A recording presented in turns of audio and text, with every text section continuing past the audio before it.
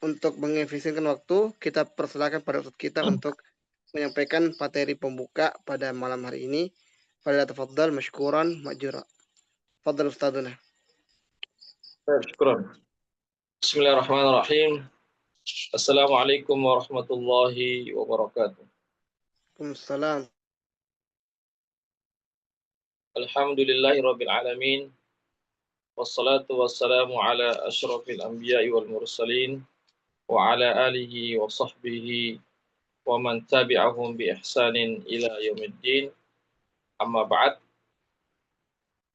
Kaum muslimin, muslimat, hadirin wal hadirat, para peserta konsultasi syariah fikih ibadah. Pertama-tama kita senantiasa memuji Allah Subhanahu wa taala dan bersyukur kepadanya atas segala limpahan rahmat dan hidayahnya sehingga pada malam hari ini kita dapat berkumpul di ruang Zoom dalam program konsultasi syariah.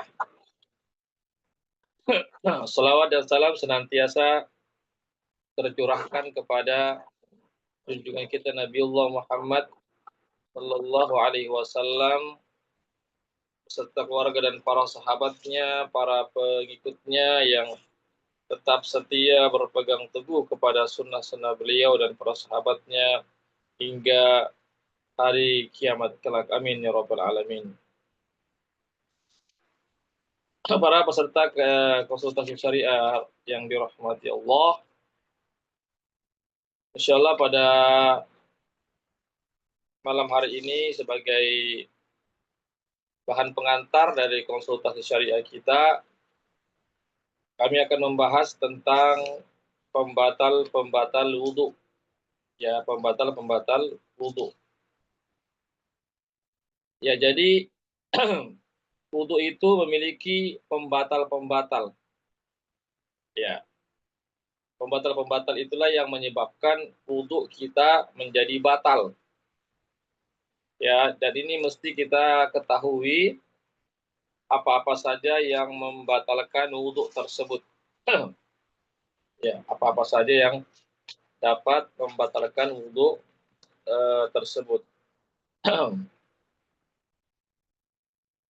Yang dapat membatalkan wudhu di sini yaitu hadas. Ya, jadi hadas itu dapat membatalkan wudhu. Ya, seperti apa itu hadas? Ya, seperti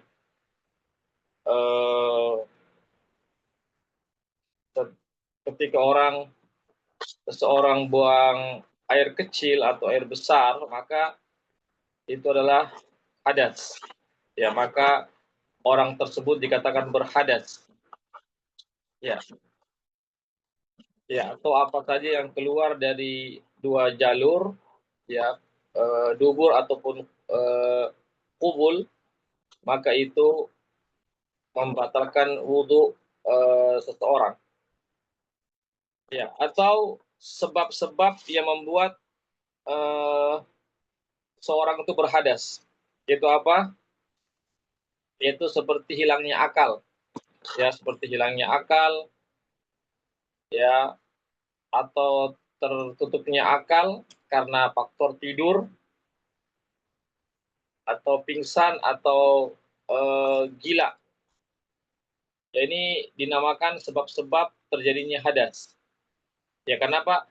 Karena orang yang hilang akalnya itu dia tidak menyadari keluarnya hadas, keluarnya air kencing, keluarnya angin dari duburnya. Ya, maka dikatakan dia sebagai sebab-sebab munculnya hadas atau keluarnya hadas. Ya, jadi yang membatalkan wudhu itu ada yang berupa hadas, ya, ada yang berupa sebab-sebab terjadinya hadas.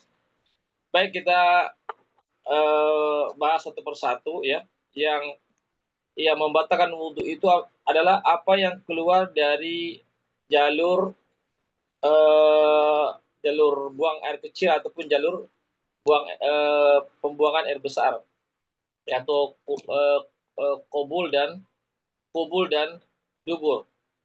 Ya, seperti apa yang keluar dari saluran air kencing dan saluran air besar itu seperti air kencing, mani, ya sperma ya, mazi, darah istihadhah, ya, begitu juga darah haid juga ya, yang membatalkan wudu. Ya, begitu juga kotoran, ya angin ya, angin yang keluar dari dubur, ya itu semuanya adalah membatalkan wudu seseorang. Ya, yang yang menjadi apa namanya dalil tentang yang keluar berupa air kencing ataupun air besar itu, kotoran dari dubur itu atau dari kubul itu berdasarkan ya Al-Qur'an, hadis dalam ayat Al-Qur'an dan ijma' ulama. Ya, surah Al-Maidah ayat 6 yang bunyinya au jaa ahadum minkum minal ghaid.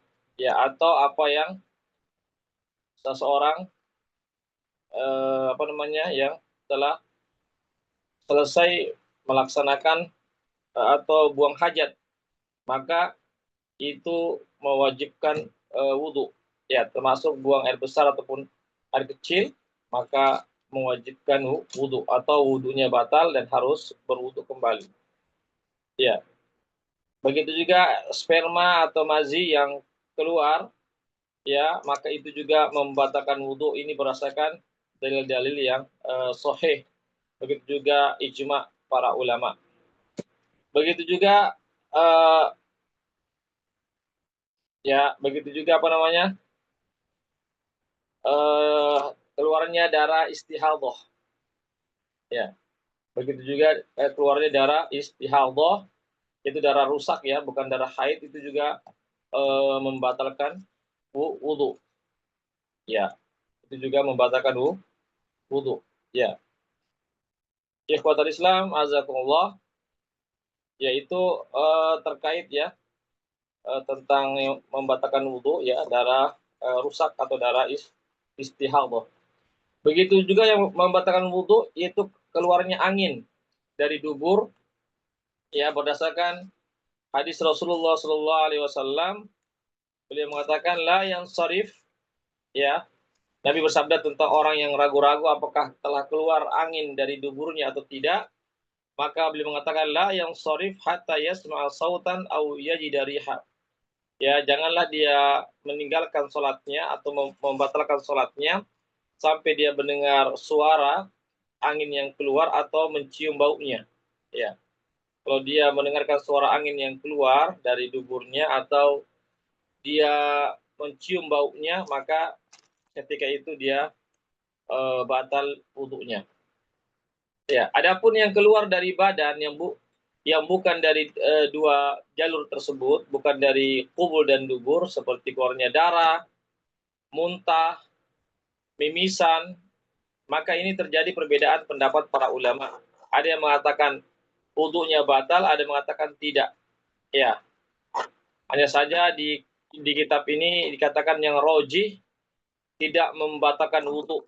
Jadi darah yang keluar, muntah, ataupun mimisan yang keluar dari hidung itu, darah yang keluar dari hidung karena faktor mimisan itu tidak membatalkan wudu. Ya, sebagaimana disebutkan dalam kitab ini, itu pendapat yang rojih. Cuma penulis kitab ini mengatakan seandainya seseorang itu berwudu untuk keluar dari perbedaan pendapat para ulama, maka itu lebih baik. Ya, meskipun yang rojih adalah tidak membatalkan wudu, tapi kalau dia berwudu maka itu lebih baik sebagai bentuk untuk keluar dari perbedaan pendapat para ulama. Yang kedua yang dapat membatalkan wudu adalah hilangnya akal atau tertutupnya akal. Ya, karena gila misalnya, karena tidur ya nyenyak, atau karena pingsan, ya maka jika ini terjadi maka wudu seseorang itu pun batal. Ya, wudu seorang itu. Adapun tidur yang sedikit ya, bukan tidur nyenyak, maka itu tidak membatalkan wudhu sebagaimana para sahabat Nabi disebutkan ya dalam hadis riwayat Muslim ketika itu beliau mereka itu tidur ya dalam tidur apanya diliputi rasa ngantuk sambil menunggu waktu sholat ya ketika iqomah maka mereka para sahabat langsung melaksanakan sholat. Ini menunjukkan bahwasanya mereka para sahabat tidur tapi tidur bukan tidur dalam keadaan pulas ya, bukan tidur nyenyak ya, tapi tidur yang ringan atau yang tidak pulas. Kemudian yang ketiga yang membatalkan wudhu adalah memakan daging unta ya, baik banyak ataupun sedikit ya, selama dia memakan daging unta, maka jika dia makan daging unta baik dagingnya banyak ataupun sedikit, maka itu membatalkan wudhu sebagaimana hadis Rasulullah Shallallahu Alaihi Wasallam yang diriwayatkan oleh Imam Muslim dan yang selainnya. Ya. Adapun selain daging unta maka tidak membatalkan wudhu seperti daging kambing, daging ayam, daging sapi, maka tidak membatalkan wudhu. Kemudian ada hal-hal yang diperselisihkan para ulama seperti apakah itu membatalkan wudhu ataupun tidak, maka ini diperselisihkan para ulama seperti menyentuh kemaluan, menyentuh wanita dengan syahwat, ya, kemudian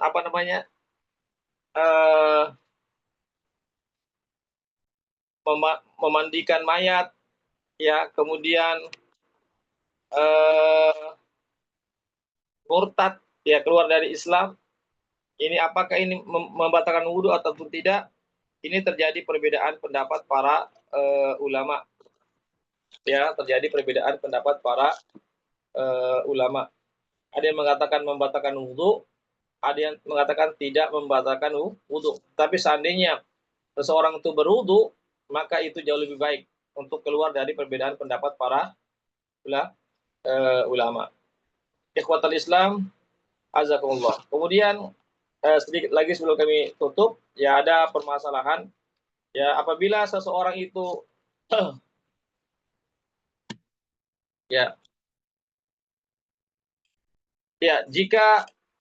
jika seseorang itu telah yakin dia sudah bersuci, dia telah berwudu, lalu beberapa saat kemudian dia timbul keraguan-raguan apakah batal wudunya ataupun tidak, maka yang dia lakukan adalah bahwasanya dia hukum asalnya dia suci atau masih ada wudunya. Karena apa? Karena dia yakin bahwasanya dia telah berwudu sebelumnya. Ya, ini berdasarkan dalil Rasulullah SAW. Idza wajada ahadukum fi batni syai'a fa ashkala alaihi akhraja minhu syai'am la wala yakhruj minal masjid hatta yasma sautan aw yajida riha. Apabila salah seorang dari kalian mendapatkan sesuatu di dalam perutnya, lalu dia pun ragu-ragu apakah keluar sesuatu dari perutnya itu atau tidak, maka janganlah dia meninggalkan masjid, dan janganlah dia membatalkan sholatnya sampai dia mendengarkan suara yang keluar dari duburnya atau dia mencium baunya. Ini menunjukkan bahwasanya hukum asal seseorang itu jika dia yakin telah suci, ya, maka ketika muncul keraguan-raguan apakah dia telah batal wudunya atau tidak, maka hukum asalnya adalah dia suci, artinya dalam keadaan tidak batal wudunya. Namun sebaliknya, apabila seseorang itu yakin dia belum berwudu, ya, atau dalam keadaan tidak suci, lalu dia beberapa saat kemudian dia ragu-ragu apakah dia sudah berwudu ataupun tidak, maka hukum asalnya adalah dia belum bersuci atau belum dalam keadaan tidak berwudu, karena itu yang diyakini. Ya, jadi keraguan-raguan itu tidak bisa menghilangkan keyakinan. Asyakku la yazul, al-yakinu la yazul bisyak. Ya, ada kaidah fikih mengatakan bahwasanya keyakinan itu tidak bisa dihilangkan dengan ragu-raguan. Ya. Ya, barangkali ini yang bisa kami sampaikan, ya, terkait tentang ya, terkait tentang pembatal-pembatal wudhu. Ya, dipersilakan. Barakallahu fikum. Barangkali ini yang bisa kami sampaikan. Ya, silakan kalau ada yang mau bertanya, dipersilakan. Barakallahu fikum Ustadzana, jazakumullahu khairan Ya. atas materi pengantar terkait dengan pembatal-pembatal wudhu. Sudah ada beberapa pertanyaan Ustaz yang masuk ke kolom komentar. Kami izin bacakan satu persatu Ustadzana. Nah, yang pertama Ustadz dari Mutmainnah Baido. Afwan Ustadz, apakah batal masih sementara sholat tapi terasa mau buang angin di dubur tapi tidak sempat keluar? Apakah sholat langsung dihentikan atau bagaimana Pak Ustadz? Ya, bismillah, alhamdulillah, wassalatu wassalamu ala rasulillah, amma ba'd. Ya, sebagaimana tadi yang kami bacakan hadisnya, ya, bahwasanya Nabi menyampaikan kepada sahabat yang ketika itu yang ragu-ragu apakah telah keluar sesuatu dari duburnya itu angin, ya, ataupun tidak, ya dia ragu-ragu karena misalnya perutnya mendapati perutnya berbunyi misalnya, lalu dia pun ragu-ragu apakah keluar sesuatu angin dari duburnya, maka kata Nabi la yang sarif hatta yasma'a sautan au yajidariha. Ya, janganlah dia membatalkan sholatnya sampai dia mendengarkan suara yang keluar dari duburnya atau mendapatkan bau atau mencium baunya. Ya, jadi selama dia tidak mencium bau ya yang keluar dari duburnya, begitu juga tidak mendengarkan suara yang keluar, ya, maka ketika itu dia belum batal sholatnya, maka dia silakan dilanjutkan sholatnya. Kecuali kalau orang itu betul-betul tidak bisa lagi menahan anginnya itu harus keluar, ya ketika itu dia harus keluarkan. Tapi selama dia masih bisa menahan, ya dia tahan. Tapi kalau dia sudah tidak bisa lagi menahan atau mengganggu kekhusyuan sholatnya karena harus keluar anginnya, maka dia segera batalkan sholatnya lalu dia berwudu kembali. Demikian. Syukur Ustadzana. Pertanyaan berikutnya Ustadz, ini di luar tema tapi masih seputar fikih ibadah tentang puasa Ayyamul Bid. Hari ini mulainya Ustadz, jadi tanggal 13. Namun qadarullah hari ini saya tidak puasa karena tidak tahu. Nanti maghrib saya tengok kalender ternyata Ayyamul Bid hari ini. Apakah kami bisa puasa Ayyamul Bid besok tanggal 5 dan 6? Berarti selama 2 hari, yang berarti puasa Ayyamul Bid tidak cukup 3 hari. Apakah boleh puasa Ayyamul Bid hanya 2 hari Ustadz? Afwan, mohon penjelasannya. Ya, Ayyamul Bid itu 3 hari ya. Ya, puasa namanya puasa putih ya, Ayyamul Bid itu 3 hari.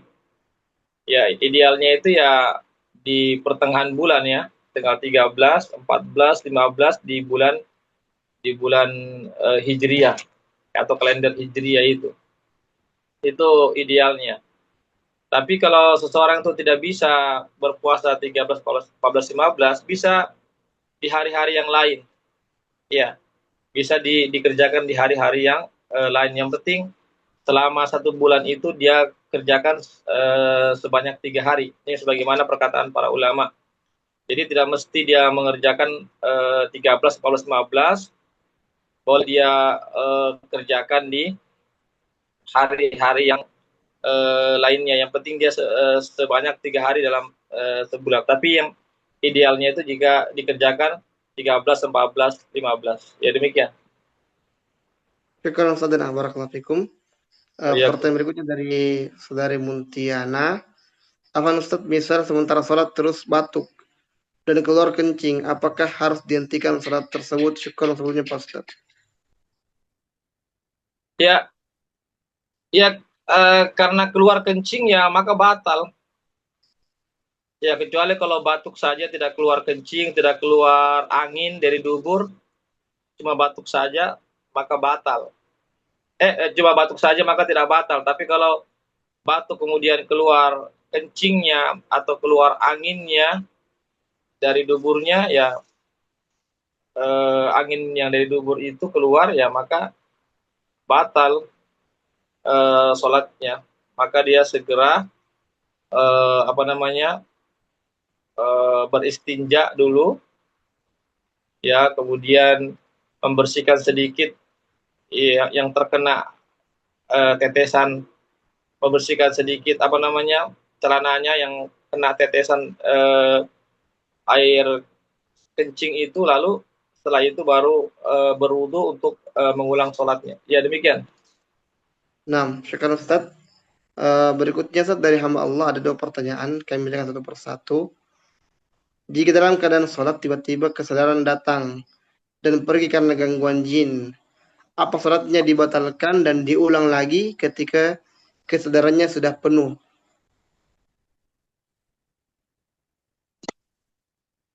Ya, jadi sebagaimana yang saya sampaikan tadi, bahwasanya yang membatalkan itu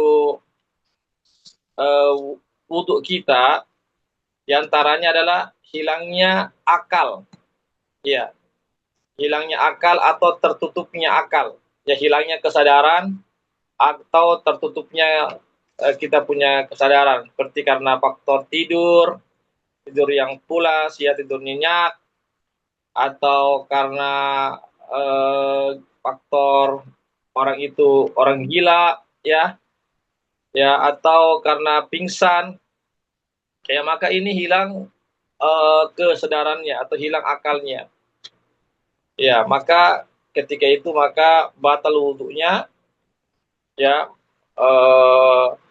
Kalau dia misalnya dalam keadaan sholat, kemudian dia betul-betul hilang akalnya, ya, karena faktor apa tadi itu, ya, faktor tadi hilang akalnya Jin karena Ustaz. faktor apa itu? Jin. Gangguan jin Ustaz. Nah, Iya, gangguan jin. Tapi apakah betul betul itu hilang akalnya atau cuma sekedar cuma sekedar was-was saja dari jin? Ya, kalau cuma sekedar was-was saja eh, tidak membatalkan. Tapi kalau betul-betul hilang dalam waktu yang cukup lama, ya, maka batal sholatnya, wudhunya, dan tentu batal juga sholatnya, maka segera dia berwudhu kembali. Ya, demikian. nah Ustaz, barakallahu fikum. Pertanyaan berikutnya Ustaz, nomor 2. Misalnya suami menjadi imam salat tahajud, tetapi bacaan tilawahnya, tajwid dan makhrajnya banyak yang salah. Sebaiknya si istri tetap menjadi makmum suami atau lebih baik salat sendiri Ustaz? Ya, tentang suami, ya, yang menjadi imam bagi istrinya di sholat tahajud. Ya, bacaan suaminya, makhraj dan tajwidnya kurang bagus, ya. Jadi begini, tentang masalah makhraj, kalau betul-betul makhrajnya itu membuat perbedaan makna, ya, membuat khususnya surah Al-Fatihahnya, ya, khususnya surah Al-Fatihah, karena surah Al-Fatihah ini rukun, adapun surah yang lainnya itu bukanlah rukun, ya, hanya sunnah saja.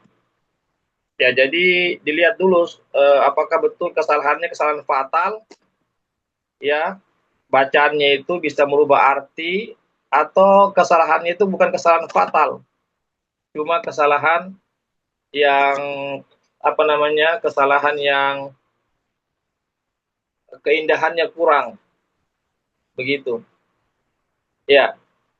Jadi kita lihat dulu kesalahan yang fatal kah, yang mendapat merubah arti atau tidak, ya, seperti Misalnya mestinya dibaca an'amta, dia baca an'amtu. Kan itu salah. Ta dibaca tu. Itu sudah kesalahan ya, kesalahan harokat. Ya, begitu.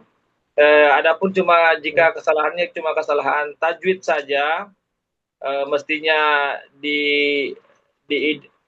mestinya apa dibaca 4 harakat, dia cuma baca 2 harakat, ya. 6 harakat dibaca cuma 2 harakat, itu tidak mengapa ya.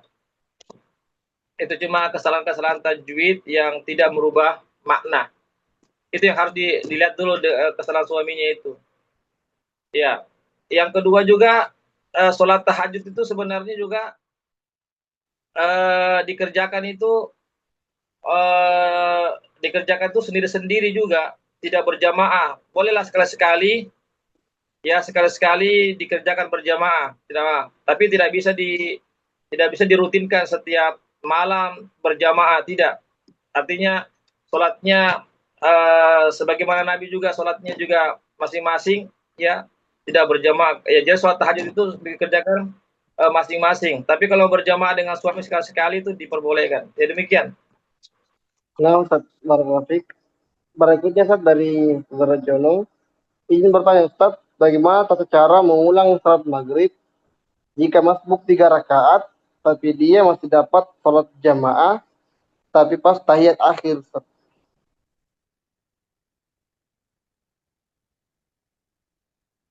Artinya dia masbuk ketika itu imam sudah tahiyat akhir ya.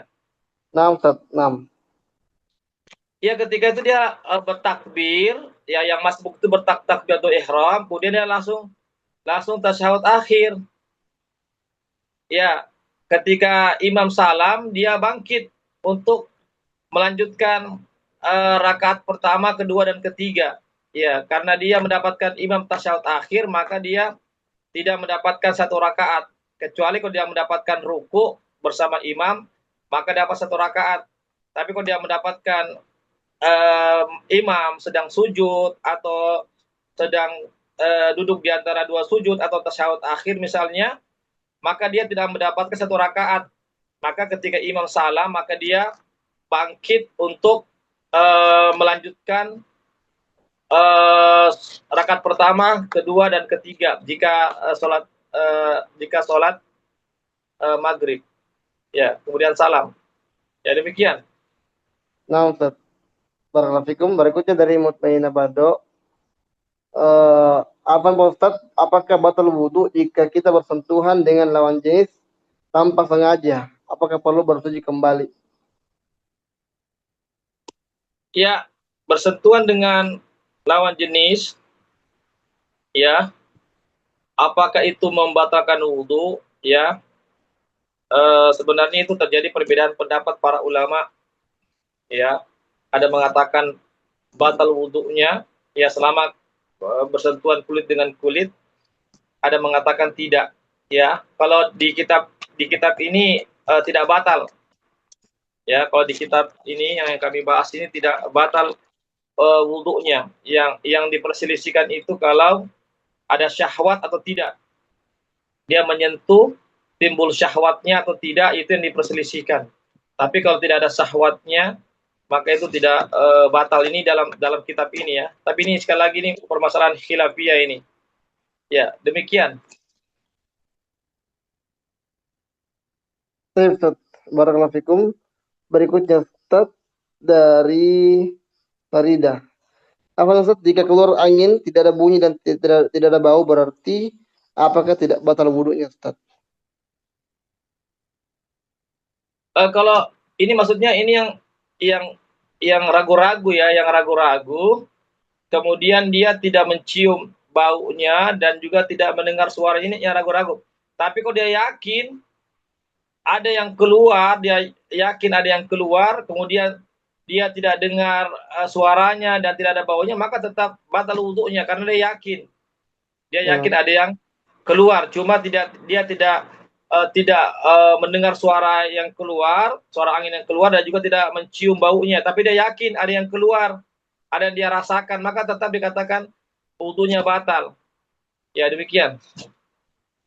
Ustaz, Barakallahu fikum.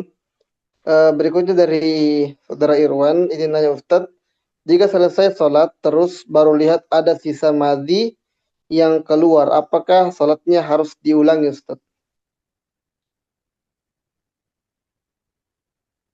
Iya, setelah sholat baru didapati ada keluar sisa mazi. Ya, jadi begini, kalau dia yakin keluarnya itu ya pada saat sholat, ya artinya kemungkinan keluarnya itu pada saat sholat, maka batal wudhunya, maka dia harus mengulangi sholatnya, wudhu kembali lalu sholat kembali. Tapi kalau dia yakin atau dia punya dugaan kuat itu keluarnya nanti setelah selesai salam baru keluar, nah, eh, maka tidak perlu dia mengulang sholatnya. Katanya sholatnya tetap sah karena itu keluarnya mazi itu setelah selesai sholatnya itu. Jadi dia perkirakan saja, dia perkirakan ini kira-kira ini keluarnya pada saat dia sholat atau keluar atau setelah selesai sholat, ya, atau kembali kepada dugaannya lah, dugaan yang kuat begitu. Demikian. Baik, Ustaz. Barakallahu fiik. Berikutnya dari saudari Hasmia. Ustaz, apakah salat tahajud harus ditutup dengan salat witir? Ya, tentang apakah sholat tahajud harus ditutup dengan witir? Ya, idealnya begitu. Ya, karena kan sholat witir ini kan sholat terakhir ya atau penutup dari sholat tahajud itu idealnya. Tetapi seandainya orang sudah witir sebelum tidur, jadi itu witir itu boleh dikerjakan sebelum orang itu tidur. Sebagaimana Nabi pernah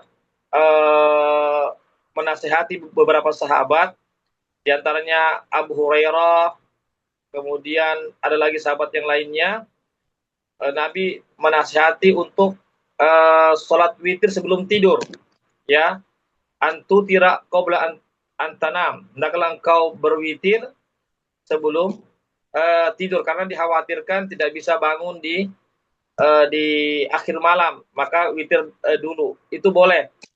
Tapi seandainya dia sudah witir sebelum tidur lalu dia bangun lagi di akhir malam atau di tengah malam mau tahajud, maka boleh dia melaksanakan tahajud, namun tidak perlu lagi ditutup dengan witir. Kenapa? Karena dia sudah witir sebelum tidur.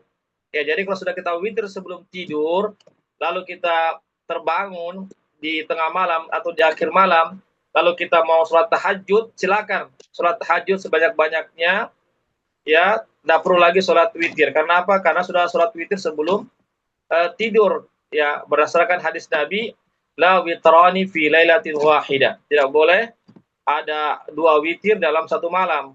Jadi tidak boleh kita melaksanakan dua kali witir dalam satu malam. Ya demikian. Ustaz, barakallahu fikum. Ini Ustaz, pertanyaan sepertinya berulang, tapi mudah saja.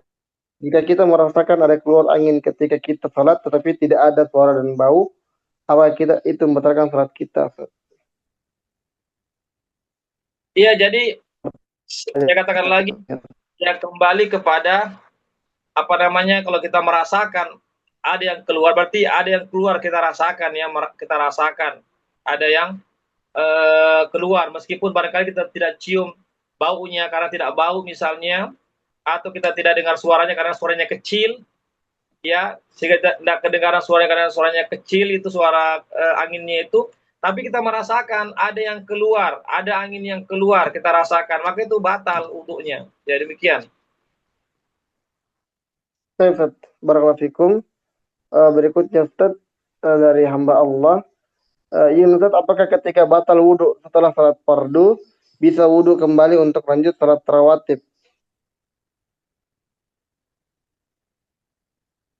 Ya, kalau kalau batal kita punya wudhu, ya anggaplah misalnya setelah sholat fardu, ya kita sudah selesai sholat fardu, lalu kita buang angin, ya, lalu kita, maka batal kita punya wudhu kan karena keluar angin, maka kita berwudhu kembali, lalu kita melaksanakan sholat rawatib, sholat ba'diyah, ya sholat sunnah rawatib, ya demikian. Baik, Ustaz. Barakallahu fikum. Pertanyaan berikutnya, Ustaz, ini dari hamba Allah. Bagaimana dengan menyentuh kemaluan anak kecil, Ustaz, atau anak bayi, Ustaz? Apakah dia membatalkan wudhu? Iya, Allah alam ya. Sebagaimana yang tadi saya sampaikan dalam kitab ini, dalam kitab Al-Mulakhas Al-Fiqhi ini, disebutkan bahwasanya menyentuh kemaluan itu diperselisihkan para ulama, apakah dia membatalkan wudhu ataupun tidak. Ya, ulama berselisih pendapat tentang menyentuh kemaluan. Ada mengatakan batal wudhunya, ada mengatakan tidak batal wudhunya. Ya, hanya saja dikatakan yang lebih baik kalau tetap berwudhu, ya, sebagai bentuk untuk keluar dari perbedaan pendapat para ulama. Jadi di sini disebutkan menyentuh kemaluan. Jadi di sini nampaknya bersifat umum. Menyentuh kemaluan ini bersifat umum. Apakah kemaluan sendiri, kemaluannya orang lain, apakah anak kecil atau orang besar? Di sini bersifat umum.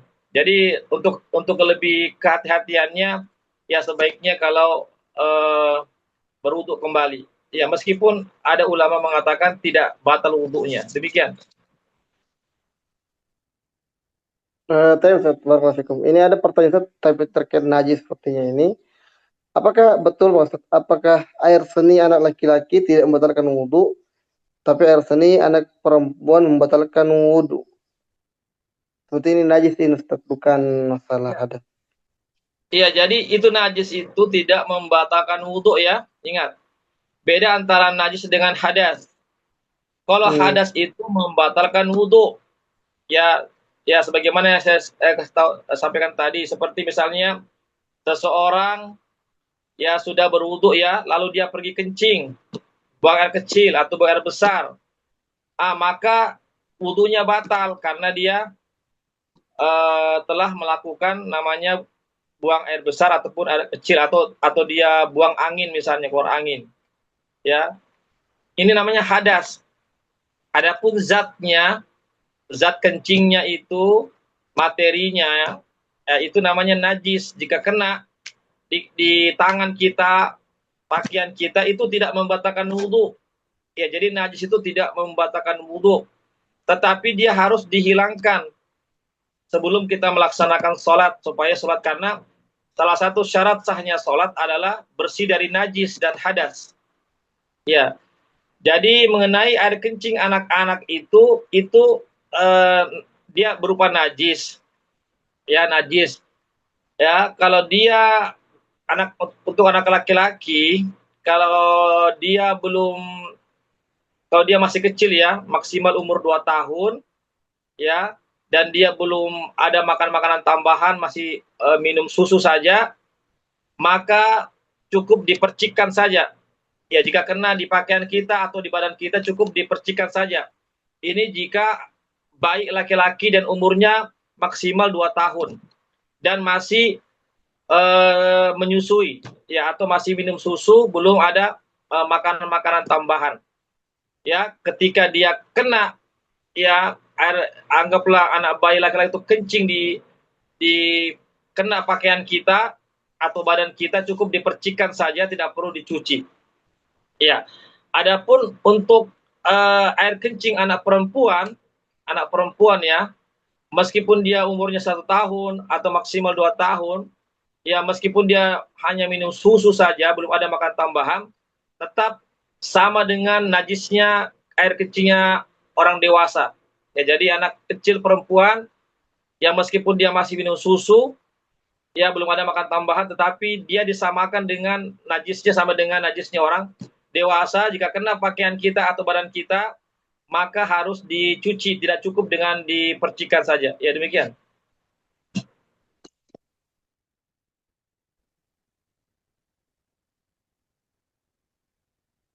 Baik, Ustaz, barakallahu fikum. Pertanyaan berikutnya, Ustaz. Jika wanita haid dan membaca Al-Quran lewat HP, apakah perlu berwudu, Ustaz? Ya, ya jadi berwudu itu hanya kalau menyentuh mushaf. Ya, kalau seseorang ingin membaca Al-Quran langsung lewat mushaf, maka harus ketika menyentuh mushaf harus dalam keadaan berwudu. Ya, tapi tentu wanita tidak boleh menyentuh mushaf dalam keadaan haid ya, meskipun dia sudah berwudu. Ya, jadi wanita haid tidak boleh menyentuh mushaf meskipun dia sudah berwudu. Ya, adapun lewat HP, ya maka tidak mengapa karena HP itu bukan mushaf. Ya, HP itu bukan mushaf. Jadi tidak mengapa dia membaca Al-Quran ya lewat mushaf dengan menyentuh membaca Al-Quran lewat HP dengan menyentuh HP, memegang HP. Yang tidak boleh kalau dia menyentuh mushaf secara langsung. Ya, demikian.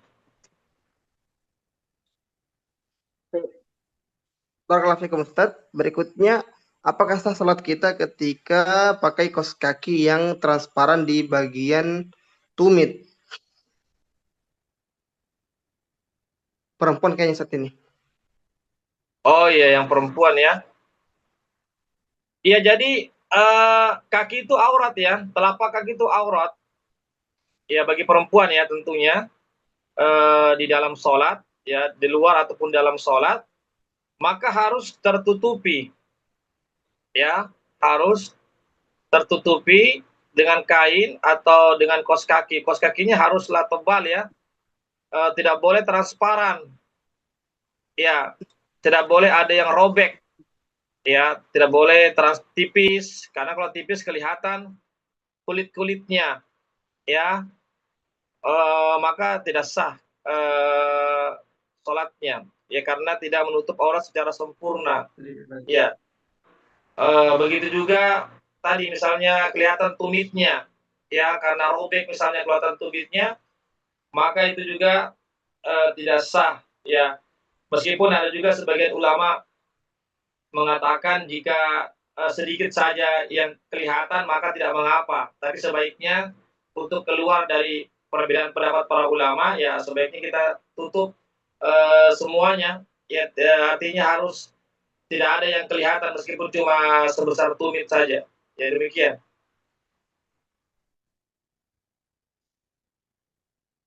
Baik, barakallahu fikum, Ustaz. Nah, berikutnya dari saudara Irwan, kriteria menghilangkan atau cara menghilangkan najis jika air kencing anak perempuan yang ngompol di lantai dan kita tidak mengetahui posisi pasti najisnya. Berceceran, Ustaz. Bagaimana cara membersihkannya? Ya kita bersihkan, kita perkirakan saja, misalnya ya di sekitar tempat situ ya air itu kencing, maka kita bersihkan di tempat itu dan yang sekitarnya itu.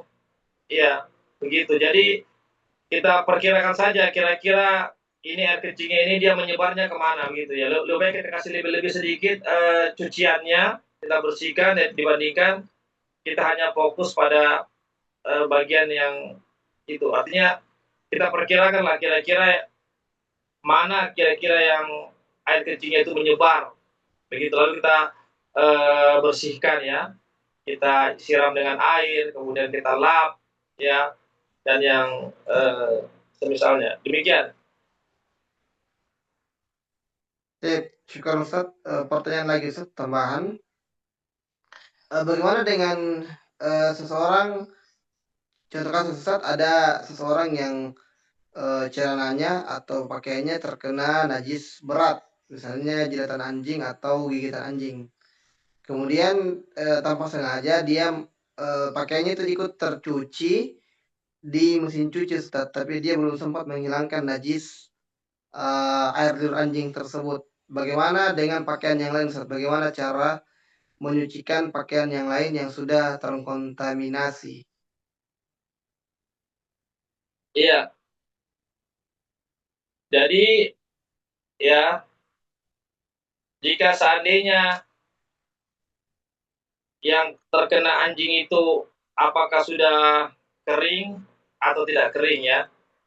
Kalau dia sudah kering ya, berarti meskipun sudah kering ya, tetap juga jilatan anjing itu tetap harus dicuci dengan 7 kali cucian.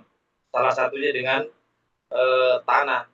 Ya, artinya meskipun sudah kering ataupun tidak kering, ya, karena bunyi hadisnya apabila anjing menjilat, ya, salah satu dari bejana kalian, maka hendaklah kalian mencucinya kata Nabi dengan 7 kali cucian, salah satunya dengan tanah. Ya ini bersifat umum, apakah dia sudah kering ataupun tidak kering. Ya, kemudian ini masalahnya adalah celana yang sudah dijilat atau digigit anjing itu, ya, kemudian tanpa disadari kemudian tercampur dengan di mesin cuci, ya, di mesin cuci. Jadi apakah apa namanya juga menyebabkan cucian yang lain juga terkena, ya, ataupun tidak, ya. Jadi kalau kita untuk hati-hatian saja, kalau untuk kehati-hatian saja ya sebaiknya kita cuci ulang, ya, sebaiknya dicuci ulang, ya. Tapi apakah cuci ulang ini harus juga 7 kali lalu salah satunya dengan tanah, ya? Saya pikir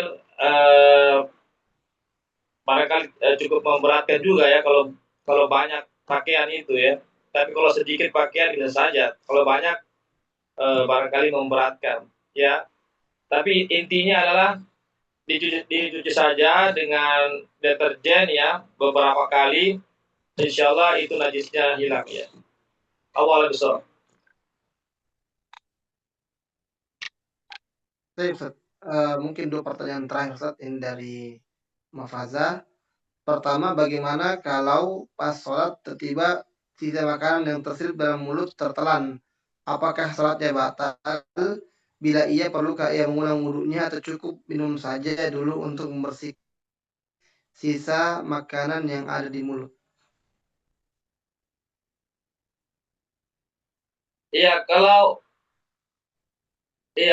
sisa makanan ya, dari itu juga tidak sengaja ya, ya insya Allah tidak membatalkan itu. Itu kalau dia makan ya dengan sengaja dia makan itu membatalkan sholatnya. Iya, demikian. Baik, Ustaz. Terakhir, Ustaz, bagaimana cara mencuci baju yang benar? Mulai dari merendam dan mencuci. Apakah pakaian dulu baru air atau air dulu baru masukkan baju ke dalam rendaman air sabun? Ini mungkin cara mungkin menghilangkan najisnya atau bagaimana, Ustaz? Oh Terkait dengan iya, air sabun. iya barangkali ini menghilangkan najis ya, pakaian yang terkena najis ya, cara menghilangkan. Ya sebaiknya kalau sebenarnya sih tidak ada cara-cara khusus ya. Yang penting adalah hilang najisnya itu saja. Yang penting adalah hilang najisnya. Apakah langsung air ya pakaian atau di air langsung dicampur sabun lalu masukkan pakaian ya lalu dibilas-bilas beberapa kali ataukah air dulu baru dimasukkan pakaian, jangan pakai sabun dulu ya dihilangkan dulu najisnya lewat air tanpa sabun itu juga boleh ya, terserah, tidak ada ketentuan khusus dalam, yang penting intinya lah hilang najisnya. Apakah langsung dimasukkan itu pakaian ke dalam air dicampur dicampur sabun ya, kemudian dicuci ya, kemudian ditumpah, kemudian dibilas lagi beberapa kali, ataukah dihilangkan dulu najisnya lewat air saya dulu dicuci tanpa pakai sabun, itu juga boleh. Ya karena tidak ada ketentuan khusus dari Rasulullah SAW tentang tata cara ini. Itu hanya masalah teknis saja. Masalah teknis itu teknis kembali kepada kita saja. Yang penting najisnya itu hilang. Ya, kalau sudah terkena sabun, kemudian dibilas berapa kali, itu insya Allah hilang najisnya. Ya demikian. Ustaz, barakallahu fikum. Oh iya, Kira-kira sudah habis pertanyaan juga di kolom chat. Masya Allah, antusias dari para peserta sangat baik malam hari ini. Saya ucapkan syukur pada seluruh peserta atas antusias dan pertanyaannya. Dan jazakumullah khairan pada Ustaz kita. Barakallahu fikum Ustazuna. Semoga sehat-sehat selalu dan keluarganya. Atas materi dan pertanyaan serta jawaban pada malam hari ini. Mudah-mudahan bermanfaat bagi kita semua dan memberikan faidah untuk kita amalkan dalam kehidupan kita sehari-hari. Demikianlah pertemuan kita atau kegiatan konsultasi syariah kita pada malam hari ini. Mewakili seluruh asatidzah mengucapkan syukuran pada seluruhnya dan memohon segala kekurangan. Kita tutup dengan doa kafaratul majelis. Subhanakallahumma bihamdik, asyhadu an la ilaha illa anta, astaghfiruka wa atubu ilaik. Sallallahu ala nabiyina Muhammad wa ala alihi wa sahbihi wasallam. Wa akhiru da'wana alhamdulillahi rabbil alamin. Assalamualaikum warahmatullahi wabarakatuh.